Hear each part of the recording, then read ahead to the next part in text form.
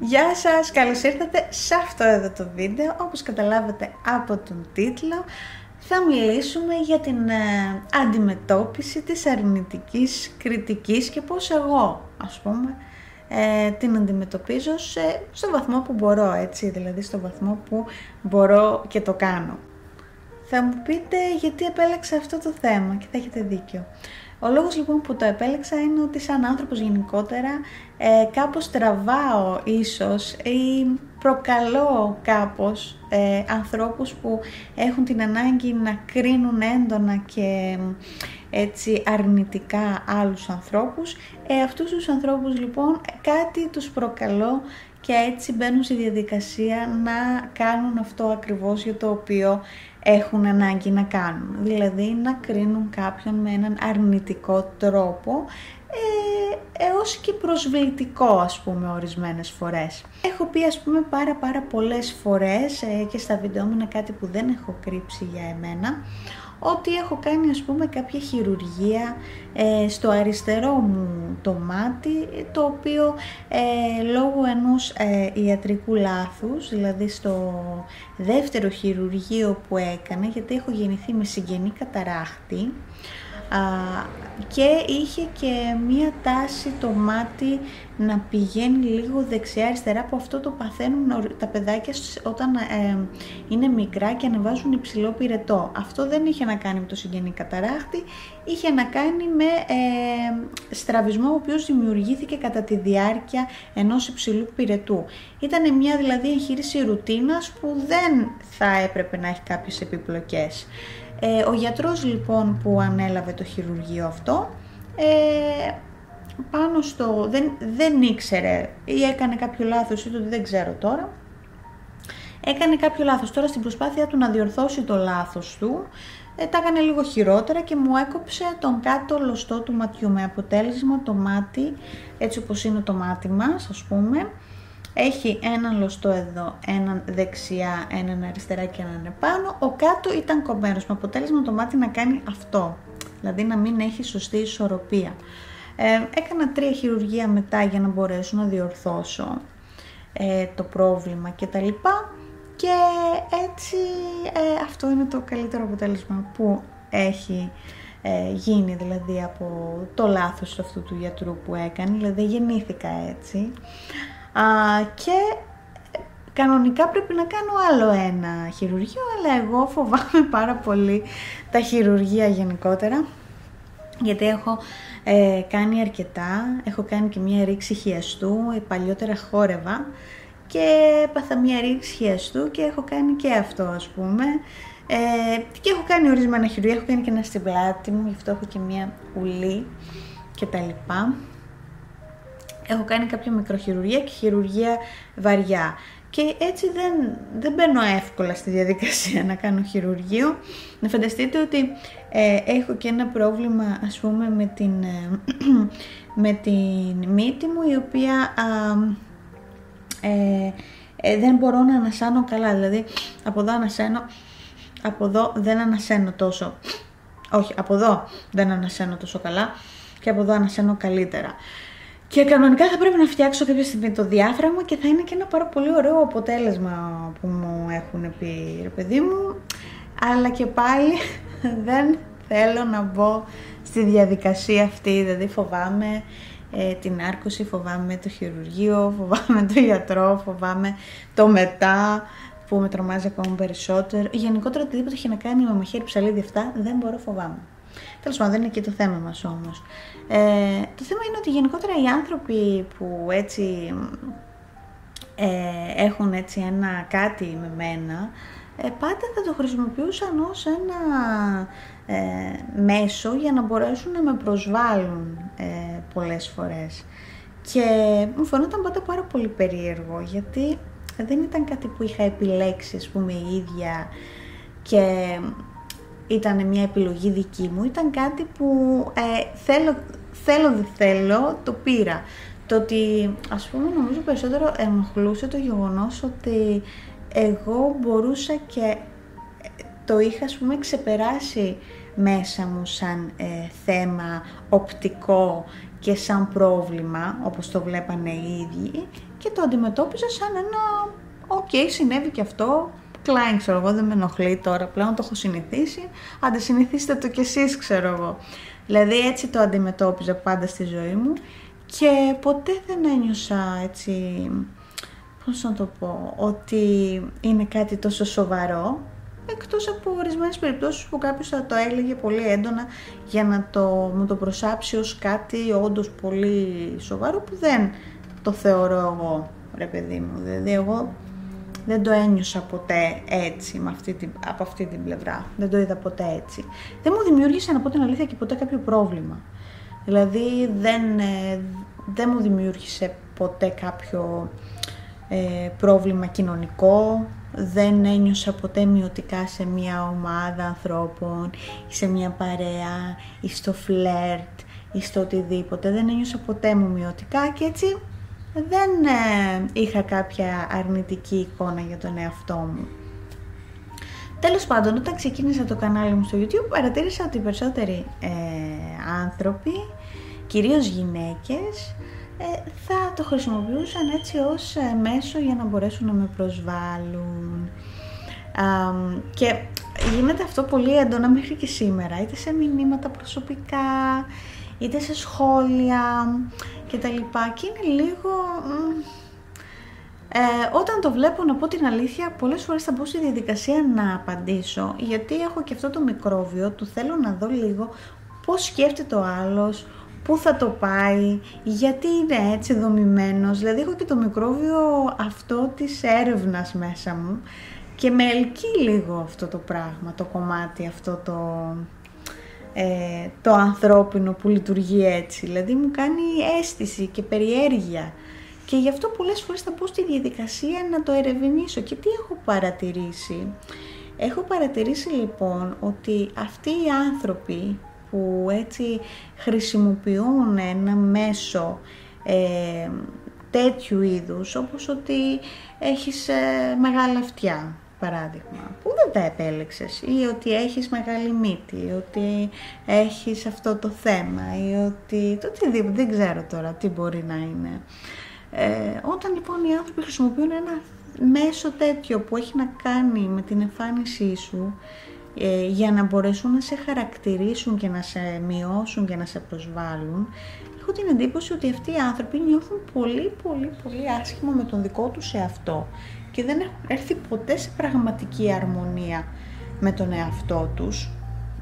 Δεν έχουν αποδεχτεί ποτέ πλήρως τον εαυτό τους. Ψάχνουν κάπως μέσα τους την απόλυτη τελειότητα για να νιώσουν ότι είναι άξιοι, ότι αξίζουν, ας πούμε, να αγαπηθούν, είτε να είναι σε μια ομάδα, είτε για να είναι αρκετά καλοί φίλοι, το οτιδήποτε. Αυτοί οι άνθρωποι λοιπόν είναι οι λεγόμενοι τελειομανείς, αλλά ψυχωτικά τελειομανείς μέσα τους. Και κάπως αυτό τους βγαίνει σε μία αντίδραση έντονη και μίσους, θα έλεγα, όταν βλέπουν και κάποιον άλλον ο οποίος έχει έρθει σε αρμονία με τον εαυτό του και ότι δεν νοιάζεται τόσο πολύ για πράγματα που ίσως ένοιαζαν εκείνον αν ήταν στη θέση του. Άρα μισεί στην ουσία τη συμπεριφορά σου, όχι τόσο το θέμα που έχεις. Αυτό που τον ενοχλεί τόσο πολύ είναι η συμπεριφορά και όχι το θέμα, και αυτό ήταν που με έκανε έτσι να αντιμετωπίζω την αρνητική κριτική διαφορετικά. Πολλές φορές με έχει πειράξει κάτι, εννοείται, με έχει ενοχλήσει, έτσι, δεν είμαστε ρομπότ, εννοείται πως κάποια σχόλια μπορεί να σε επηρεάσουν λίγο παραπάνω από άλλα. Όμως πάντα είχα έτσι την κριτική ικανότητα και σκέψη να γνωρίζω καλά τον εαυτό μου και να μην επιτρέπω τόσο πολύ μέσα μου να με επηρεάσει, διότι συνειδητοποιείς κιόλας κάποια στιγμή μεγαλώνοντας, είτε αυτό γίνεται μεγαλώνοντας, ότι συνήθως αυτό που ο άλλος προσπαθεί να φυτέψει σε εσένα δεν έχει να κάνει τόσο με εσένα, αλλά έχει να κάνει με τον ίδιο. Δηλαδή στην ουσία κάνει ένα καθρέπτισμα του εαυτού του και βλέπει κάτι στον εαυτό του, το βλέπει σε εσένα και αυτό είναι που τον ενοχλεί. Στην ουσία βρίζει την πάρτη του, να το πω έτσι, βρίζει τον εαυτό του και κοροϊδεύει τον ίδιο του τον εαυτό. Δεν έχει να κάνει με εσένα, με εμάς. Και ο λόγος που ήθελα να κάνω αυτό το βίντεο είναι επειδή με βλέπουν και μερικά παιδάκια και νομίζω ότι είναι και ένα θέμα έτσι στα σχολεία και τα λοιπά και τα λοιπά, και θα ήθελα να πω και σε αυτά τα παιδάκια που με παρακολουθούν ότι οτιδήποτε και αν σας πει κάποιος για την εμφάνισή σας, εσάς και τους ίδιους αυτά, συνήθως έχει να κάνει με τον ίδιο. Συνήθως βλέπουν κάτι σε εσάς, στην προσωπικότητά σας, που οι ίδιοι δεν το έχουν, και γι' αυτό το λόγο αυτό τους προκαλεί μία έντονη αντίδραση και έτσι εκφράζουν αυτή την αντίδραση με σχόλια μίσους ή υβριστικά ή μειωτικά κτλ. Τώρα που είμαι έγκυος, πολλά σχόλια ας πούμε που λαμβάνω στο Instagram συνήθως είναι ότι είμαι χοντρή. Δηλαδή δεν ξέρω τι να πω, ας πούμε. Υποτίθεται ότι πρέπει να παχύνω λίγο, γιατί θα γεννήσω, ξέρω εγώ. Αλλά λαμβάνω σχόλια ότι έχω παχύνει, ας πούμε, ότι είμαι χοντρή. Εντάξει, τι να πω. Αλλά όταν είχα δυνατήσει και είχα το ξανθό μου, το μαλλί και τα λοιπά, που είχα αλλάξει λίγο τη φάση μου και ήθελα κάτι άλλο, άκουγα σχόλια του τύπου πας να γίνεις σαν όλες τις άλλες, ότι έγινες κι εσύ μια σαν τις άλλες, ήσουν πολύ ωραία παλιά, απλή, και αυτό που πας να περάσεις τώρα είναι μια απέσια εκδοχή σου, και ό,τι να είναι, ξέρω εγώ, επειδή απλά ήμουν περιποιημένη, δεν είχα κάνει τίποτα άλλο. Ήμουν απλά πιο περιποιημένη, δηλαδή πήγαινα περισσότερο, ας πούμε, για να κάνω τα μαλλιά μου, να κάνω κάτι, να περιποιούμουν τον εαυτό μου λίγο παραπάνω, δηλαδή δεν είχε αλλάξει κάτι σε μένα, στην Αμαρίλδα. Δηλαδή εγώ σαν Αμαρίλδα ήμουν ο ίδιος άνθρωπος. Αλλά αποφάσισα να περιποιηθώ λίγο παραπάνω, να φροντίσω λίγο παραπάνω το σώμα μου, να χάσω τα κιλά μου, να γυμναστώ λίγο, αυτά. Εκεί έγινα μια άλλη, ας πούμε, για ένα μέρος του κοινού. Πάντα γυναίκες, συνήθως αυτές είναι που κρίνουν περισσότερο, καταλάβει.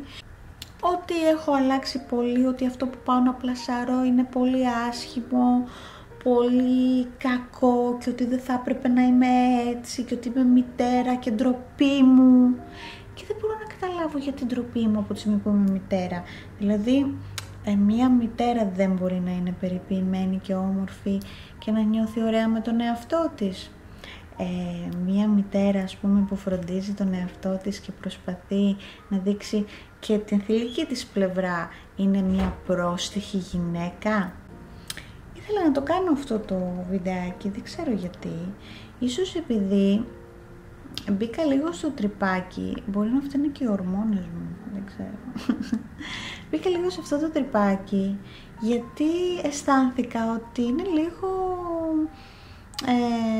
στοχευμένο, ας πούμε, το μίσος ορισμένες φορές, ότι θέλω να σε κάνω να νιώσεις άσχημα, και θέλω, κορίτσια μου, είτε περισσότερο είναι κορίτσια, πούμε, γυναίκες, κορίτσια, δεν ξέρω, να σας πω ότι δεν μου προκαλεί εμένα κάποιο άγχος ή στρες, ή δεν νιώθω, δηλαδή προσπαθώ έτσι να μπω στη διαδικασία να απαντήσω, σημαίνει ότι προσπαθώ λίγο να καταλάβω τι γίνεται, όπως είπα και πριν, αλλά σε προσωπικό επίπεδο δεν νομίζω ότι θα πέσω στην παγίδα να νιώσω τόσο πολύ, ας πούμε, άσχημα, και δεν ξέρω και το αποτέλεσμα, ας πούμε, αυτών των σχολείων και των ανθρώπων ποιο θα ήθελα να είναι, και το αποτέλεσμα, δηλαδή το αποτέλεσμα που φαντάζονται αυτοί οι άνθρωποι, ποιο άραγε θα ήταν, ας πούμε, να πέσω σε κατάθλιψη και να πω γιατί, δεν ξέρω εγώ,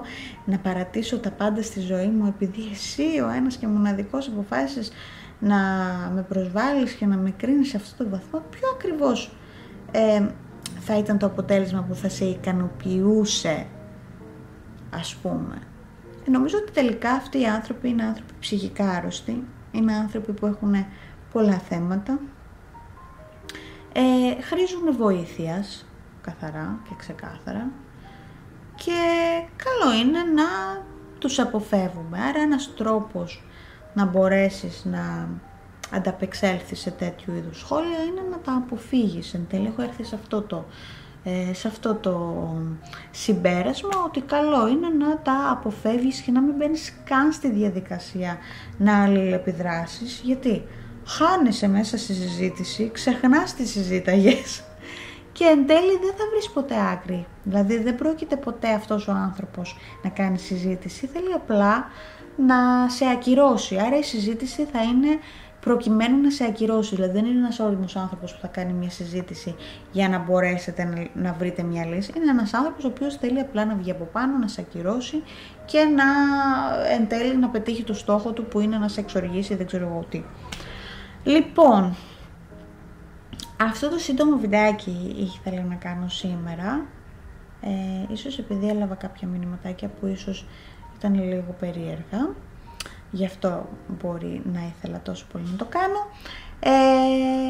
Τα σχόλια δικά σας, θα ήθελα να μου γράψετε, να ξέρετε ότι διαβάζω όλα τα σχόλια και όλα τα μηνύματα.